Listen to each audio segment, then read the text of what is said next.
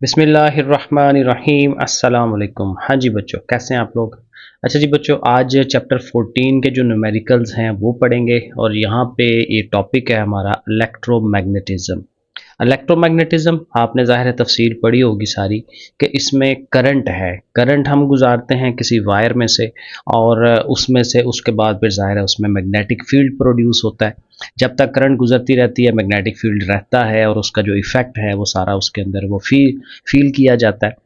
तो वो सारा ज़ाहिर है इसकी पूरी डिटेल है, उसके फार्मूले हैं, वो सारा कुछ इसमें आएगा। सो चलिए शुरू करते हैं। प्रॉब्लम 14.1 क्या है? Find the value of magnetic field.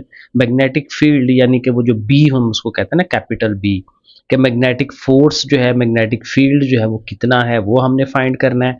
That will cause a maximum force, कि जिसकी वजह से जो फोर्स ज़्यादा से ज़्यादा जितनी वो प्रोड्यूस हो सकती है वो इतनी है, 7 × 10⁻³ मैक्सिमम क्यों कह रहा है वो आगे हमें पता चल जाएगा। इतने न्यूटन की, और जाहिर है कि बहुत ज़्यादा नहीं है, 10⁻³ है, छोटी फोर्स है। On a 20 centimetre straight wire, ये असल बात कि उसकी जो वायर है वो 20 सेंटीमीटर लंबी है, carrying a current of 10 ampere. जाहिर है करंट गुजरेगी तो मैग्नेटिक फील्ड प्रोड्यूस होना है, तो ये उसकी करंट है। तो ये सारी चारों चीज़ें जो हैं हम बारी बारी लिख लेते हैं।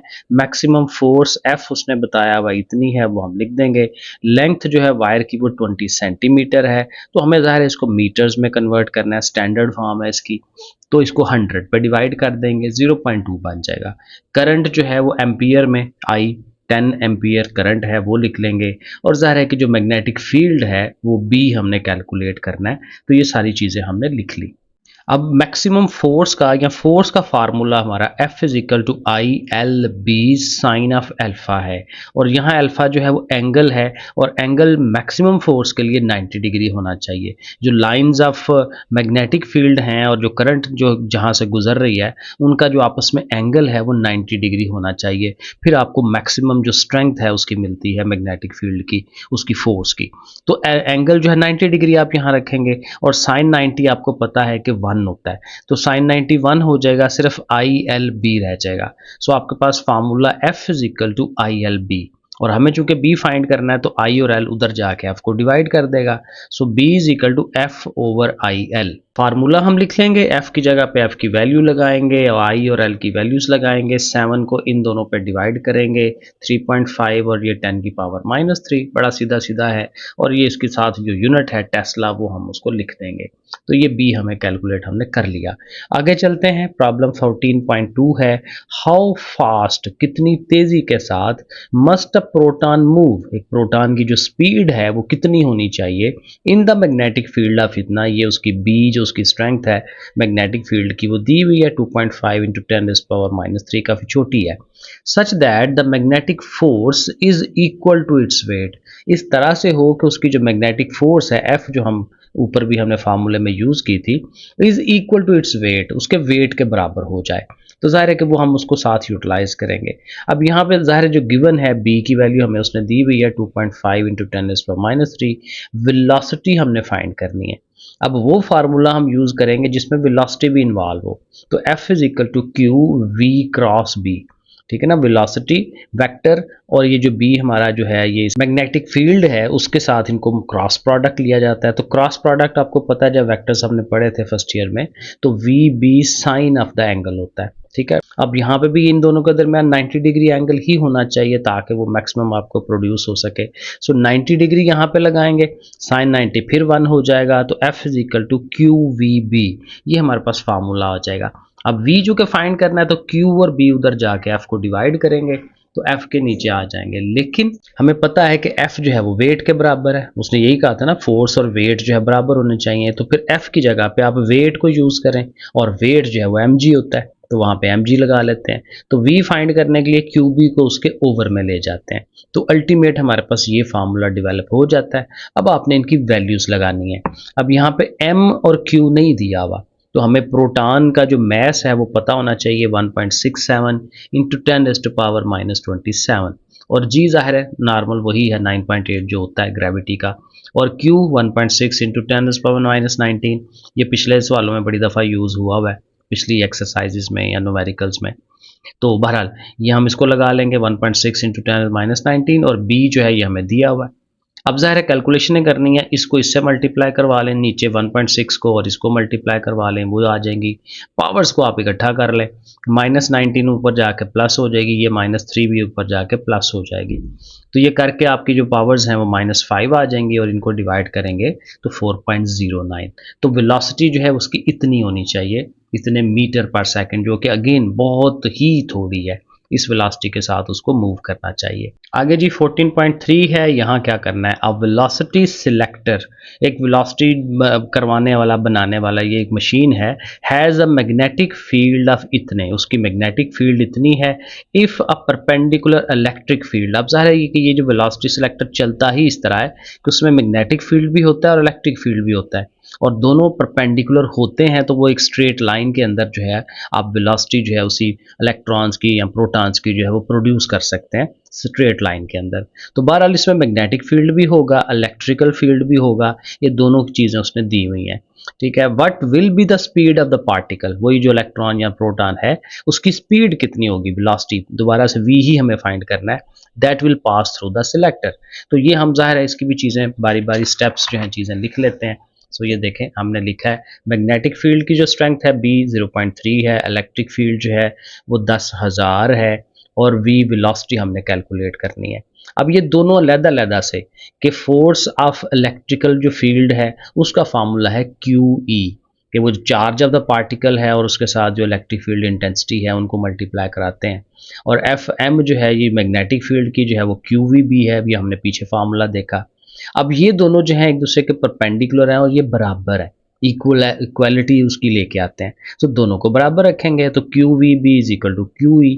अब यहाँ से Q कट जाएगा, चार्ज ऑफ द पार्टिकल की ज़रूरत नहीं रहेगी, Q खत्म हो गया, तो VB is equal to E, और V जो है चूंकि कैलकुलेट करना है तो B को उस साइड पे ले जाते हैं। सो सिंपल हमारे पास एक फार्मूला बन जाएगा E/B, इलेक्ट्रिक फील्ड इंटेंसिटी की और ये हमारा जो मैग्नेटिक फील्ड है इसकी। सो दोनों की वैल्यूज उसने हमें सवाल में दी हुई हैं, 10,000 ऊपर है इलेक्ट्रिक फील्ड वाला और मैग्नेटिक वाला 0.3 है, डिवाइड करेंगे तो ये 33,333.33। तो पॉइंट अगर आप यहाँ स्टैंडर्ड फॉर्म में लाते हैं तो इधर से आ रहा है ना, तो 4 डिजिट्स जो है वो आगे जाएगा, तो 10 की पावर 4 लिख लें, तो ये हमारी वेलोसिटी हो जाएगी, और वेलोसिटी के आप यूनिट्स लिख सकते हैं मीटर पर सेकंड, और ये हमारा आंसर जो है वो बन जाएगा। आगे चलें, प्रॉब्लम 14.4 है, अ कॉयल। कॉयल अगेन, अब ये जो एक सीधी स्ट्रेट वायर होती है तो उसको हम टर्निंग बनाते हैं ना, उसकी स्प्रिंग की तरह का बना लेते हैं। A coil of 0.1 metre into 0.1 metre and of 200 turns, और उसके टर्न्स जो हैं वो ज़ाहिर है जितने हमने वो चक्कर उसको घुमाना है वो 200 चक्कर हैं उसके, carrying a current of 1 ampere, milliampere, 1 milliampere की करंट उसमें से गुजारनी है। और ये जो दोनों उसने दिए हैं ना, ये बेसिकली इसका एरिया ऑफ क्रॉस सेक्शन हम यहाँ से फाइंड करेंगे कि लेंथ और वेट जैसे मल्टीप्लाई करवाते हैं दोनों को, ठीक है, एरिया बनाएंगे इन दोनों से। सो बहरहाल करंट इतनी गुजर रही है, placed in the uniform magnetic field of इतना, मैग्नेटिक फील्ड की स्ट्रेंथ भी हमारे पास आ गई 0.1 Tesla. Calculate the maximum torque. अब टॉर्क जो है जो प्रोड्यूस हो रहा है कॉइल के अंदर, घूमने का जो इफेक्ट है टा, वो हमने कैलकुलेट करना है। सो अगेन पहले उसकी जो इन्फॉर्मेशन है वो सारी लिखेंगे, नंबर ऑफ टर्न्स जो है वो 200 है, एरिया ऑफ क्रॉस सेक्शन हम बनाएंगे, दोनों को मल्टीप्लाई 0.1 इंटू 0.1, वो 0.01 हो जाएगा मीटर स्क्वायर। करंट जो है 1 मिली एम्पियर है, तो मिली आपको पता है 10 की पावर -3 लिखी जाती है, और बी जो है हमारा जो मैग्नेटिक फील्ड है वो 0.1 है, और कैपिटल टार्क जो है वो हमें कैलकुलेट करना है। अब टार्क प्रोड्यूस का भी फार्मूला है हमारे पास BINA कॉज ऑफ अल्फा। अब यहाँ पे जो एंगल है वो 0 डिग्री होना चाहिए, क्योंकि जब कॉइल्स बनते हैं तो उसमें जो उसकी जो लाइन ऑफ फोर्स है वो स्ट्रेट हो जाती हैं, सीधी हो जाती हैं, और वो करंट की भी डायरेक्शन वही है, तो फिर वो एक दूसरे के वो क्या कहते हैं सेम एंगल पे हो जाते हैं, तो एंगल जहाँ पे अल्फा जो है वो 0 डिग्री आता है। तो cause of alpha cause of 0 degree आपको पता है 1 हो जाता है, तो यहाँ पे भी ये 1 हो जाएगा, तो खाली BINA बिना जो है वो रह जाएगा। ठीक है, तो इन चारों की वैल्यूज हम लगा लेंगे, तो B की वैल्यू 0.1 है, I जो करंट है 1 इंटू 10⁻⁻3, नंबर ऑफ टर्न्स 200 हैं, और करंट जो है वो 0.01 एम्पियर्स है। अब इनकी मल्टीप्लिकेशन है, इसको इसको और इसको मल्टीप्लाई करवाएं और 10 की पावर -3 साथ रखें। पॉइंट अगर आगे आगे लेके जाना है तो आप आगे ले जाएं, वरना यहीं पे छोड़ दें आंसर। ठीक है, ठीक, अगर स्टैंडर्ड फॉर्म ज़ाहिर करनी है तो पॉइंट यहाँ एक डिजिट आगे लेके जाएंगे, तो 10 की पावर एक और -1 आएगी, क्योंकि आप लेफ्ट से लेके आ रहे हैं ना, लेफ्ट से जब लेके आते हैं तो फिर आपको एक पावर और देनी पड़ती है माइनस वाली, राइट से लेके जाएं तो फिर प्लस वाली पावर होती है। तो बहरहाल ये हमारे पास जो है वो टर्निंग इफेक्ट उसका आ जाएगा न्यूटन मीटर। नेक्स्ट क्वेश्चन आ गया जी 14.5। यहाँ पे क्या है, a power line 10 metre high, ऊपर से तार गुजर रही है 10 मीटर ज़मीन से, उसकी जो है वो हाइट है, carries a current of 200 ampere की करंट गुजर रही है उसमें से, ठीक है। Find the magnetic field of the wire, उस वायर का जो मैग्नेटिक फील्ड है वो हमने फाइंड करना है कहाँ पे, एट द ग्राउंड, ज़मीन पे। ज़मीन से वो तार कितनी ऊंची है, 10 मीटर।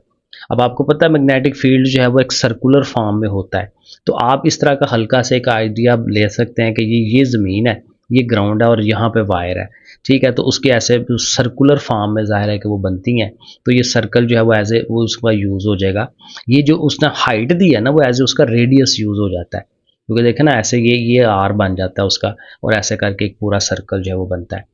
तो हाइट जो है 10 मीटर, उसको आप रेडियस कह सकते हैं उसका मैग्नेटिक फील्ड वाला। आई जो करंट है वो 200 एम्पियर है। बी ज़ाहिर है मैग्नेटिक फील्ड हमने फाइंड करना है, लेकिन ग्राउंड के ऊपर कितना है, तो फिर इसका फार्मूला है 2 pi R B is equal to mu I, ठीक है। यह फार्मूला देखिएगा पीछे। अब इस फार्मूले में क्या है कि हमें म्यू नॉट का, अब ज़ाहिर ये वैल्यू अगेन ये पीछे दी हुई है 4 पाई इंटू 10⁻⁻⁷, और पाई ज़ाहिर है ये वही है 3.14, ये हम यूज़ करेंगे। अब यहाँ से चूंकि बी फाइंड करना है तो ये म्यू आई इधर ही है, तो 2 पाई आर जो है उसके ओवर में चला जाएगा, तो 2 पाई आर नीचे चला गया। अब ये वैल्यूज लगा लें, म्यू की वैल्यू लगाएं 4 पाई इंटू 10⁻⁻⁴, आई जो है ये है, फिर 2 पाई, पाई ही रहने देते तो सही था, पाई पाई से कट जाता है, तो यहाँ पाई ही लिखा रहने दें क्योंकि इसने कट जाना है इनके साथ, ठीक है। तो 2 पाई और आर की वैल्यू जो है वो 10 लगा लें। अब बाकी फिर वही है 4 के साथ, इसको 200 को 800 हो जाएगा, 800 को 2 पे डिवाइड, फिर 10 पे डिवाइड, वो 40 आ जाएगा, और 10 की पावर -7 उसके साथ ही है, ठीक है। और फिर अगेन ये 40 है, तो स्टैंडर्ड फॉर्म बनाना है तो पॉइंट इधर से यहाँ आना है, ठीक है। तो एक डिजिट पीछे की तरफ लेके आ रहे हैं, तो अब +1 पावर आनी है, तो -7 +1 करेंगे तो -6 पावर हो जाएगी, ठीक है ना। ये याद रखें, जब आप लेफ्ट से जाकर राइट की तरफ जाते हैं तो आप माइनस की पावर लेते हैं, लेकिन जब आप राइट से लेफ्ट की तरफ, पीछे की तरफ जाते हैं तो फिर आपने प्लस में पावर लेनी होती है। तो बहरहाल ये उसका तरीका है। ओके, प्रॉब्लम 14.6 कहता है जी, you are asked to design a solenoid, solenoid बनाए। सोलिनॉइड वही है कि करंट कैरिंग कंडक्टर होता है और उसको हम जो है वो टर्न्स बना लेते हैं उसके, ठीक है, चक्कर बना लेते हैं, तो सोलिनॉइड होता है वो। To design a solenoid that will give a magnetic field of इतना, इतनी उसकी मैग्नेटिक फील्ड बने, प्रोड्यूस हो 0.1 tesla. The current must not exceed 10 ampere, से ज़्यादा नहीं होनी चाहिए, ज़्यादा से ज़्यादा आप इतनी करंट दे सकते हैं उसको। Find the number of turns per unit length, वो जो कैपिटल एन टर्न्स तो है, लेकिन पर यूनिट लेंथ जो है वो हमने फाइंड करना है, ये स्मॉल एन इसको हम कहते हैं, तो ये हमें इसको कैलकुलेट करना है।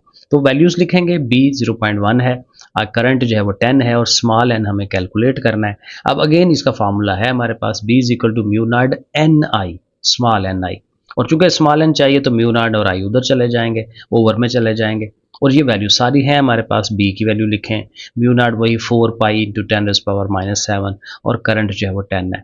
अब अगेन नीचे जो है 4 इंटू 3.14, पाई होता है ना 3×14, तो 4 से उसको ज़रब दें, फिर 10 से ज़रब दें, वो ये वाली वैल्यू आ जाएगी, ऊपर 0.1 है, 10 की पावर -7 नीचे है, इसको ऊपर ले जाएं, +7 हो जाएगी, इसको इससे डिवाइड करें वो ये आएगा, ठीक है, नेगेटिव में वो पावर देगा आपको कैलकुलेटर, और साथ ये है, और 7 में से -4 करें तो वो 3 आ जाएगा, तो 7.996 उसके साथ है।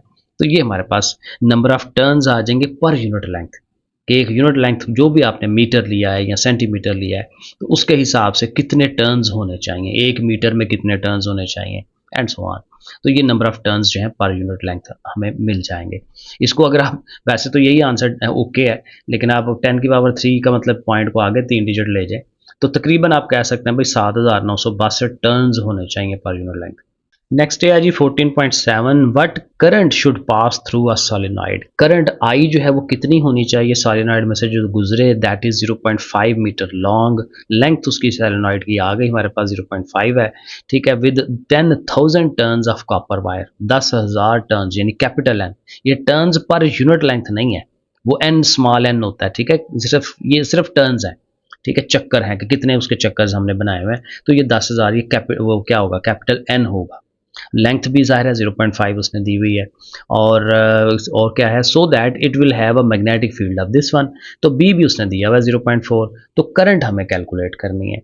तो अगेन उसका फार्मूला वही पिछले सवाल वाला ही हम यूज़ करेंगे, लेकिन अब हमें पता है कि ये जो स्मॉल एन है वो कैपिटल एन ओवर एल के बराबर होता है ना, पर यूनिट, यही तो डेफिनेशन है स्मॉल एन की, number of turns per unit length, per unit, पर का मतलब डिवाइड, तो कैपिटल एन ओवर एल लगा देंगे उसकी जगह पे, इसकी जगह पे वो आ जाएगा, तो एन ओवर एल। अब यहाँ से हमें क्या चाहिए, करंट चाहिए, तो करंट आई को अकेला करें, एल डिवाइड में उधर जाकर बी के साथ मल्टीप्लाई, और ये दोनों नीचे आ जाएंगे, तो ऐसे फार्मूला बन जाएगा। अब बी और एल की वैल्यूज ऊपर लगाएं, म्यू नॉट अगेन हमें पता है 4 पाई इंटू 10 पावर, और एन ये, आप ऊपर वाले दोनों को मल्टीप्लाई कर लें, नीचे इन तीनों को मल्टीप्लाई कर लें, और 10 की पावर को ऊपर ले जाएगा आराम से। अब इसको इससे डिवाइड करें तो वो आपको ये मिल जाएगा 1.59 इंटू 10⁻⁻6, और 10 की पावर 7 वैसे ही है, 7 में से 6 निकालें 1, ठीक है, और 1 पावर का मतलब ये है कि पॉइंट को और एक आगे ले जाएं, तो 15.9, या राउंड ऑफ करके कह लेंगे 16 एम्पियर करंट जो है वो उसमें से होनी चाहिए। 14.8 अब गैल्वेनोमीटर, अब गैल्वेनोमीटर में हम आ गए हैं, एमीटर गैल्वेनोमीटर ये आपने पीछे पढ़ा है। अब galvanometer having an internal resistance, ज़ाहिर उसकी अपनी रेजिस्टेंस भी होती है उसके अंदर, वो है 15 ओहम्स, ठीक है जी, आर जी उसको हम कहेंगे resistance of galvanometer, gives full scale deflection, पूरी डिफ्लेक्शन उसकी जो सुई है वो घूमती है जब उसमें से करंट जो है वो इतनी उसकी गुजरे, आई जी 20 मिली एम्पियर, ठीक है जी, आई जी हमारा जो हो जाएगा 20 मिली एम्पियर गैल्वेनोमीटर में से जो हम करंट मैक्सिमम गुजारते हैं। It is to be converted into an ammeter, अब हमने ये करना है कि इसको हमने एमीटर बनाना है ऑफ रेंज 10 एम्पियर की, उसके करंट जो है वो 10 एम्पियर की रेंज का। ये मेरे ख्याल में सीरीज के अंदर ना उसके साथ एक रेजिस्टेंस जो है वो लगानी होती है। So find the value of shunt resistance, यानी कि जो एक्स्ट्रा रेजिस्टेंस साथ लगनी है जिससे उसने कन्वर्ट हो जाना है एमीटर में, वो उसी को हम शंट रेजिस्टेंस कहते हैं, ठीक है, कहीं पैरेलल में लगती है कहीं सीरीज में, या आप देखिएगा कहाँ पैरेलल है कि वो सीरीज में। तो बहरहाल तो वो शंट रेजिस्टेंस जो है वो हमें कैलकुलेट करनी है, तो वैल्यूज हम लिख लेंगे, गैल्वेनोमीटर की जो रेजिस्टेंस है वो लिखेंगे, गैल्वेनोमीटर की जो करंट है वो हम 20 मिली एम्पियर है, तो मिली फिर अगेन 1000, 10⁻³ होता है ना, तो 1000 पे इसको डिवाइड कर दें, 0.02 में आ जाएगा एम्पियर। और जो रेंज करंट है जो हमने एमीटर की बनानी है वो दायरे 10 एम्पियर्स होनी चाहिए, और resistance shunt resistance R S जो है वो हमने कैलकुलेट करना है। तो डाटा हमने सारा लिख लिया। अब इसके लिए एक बड़ा मशहूर ये फार्मूला है हमारा शंट रेजिस्टेंस का, आई जी और आर जी ऊपर होते हैं, नीचे आई माइनस आई जी होता है। ये रेंज वाली जो करंट है वो बड़ी होती है, वो इसको इधर रखते हैं, और जो करंट उसकी गैल्वेनोमीटर वाली है उसको इधर रखा जाता है। तो बहरहाल आप वैल्यूज़ लगाएं, ये आई जी आर जी दोनों दिए हुए हैं, दोनों ऊपर मल्टीप्लाई होने हैं।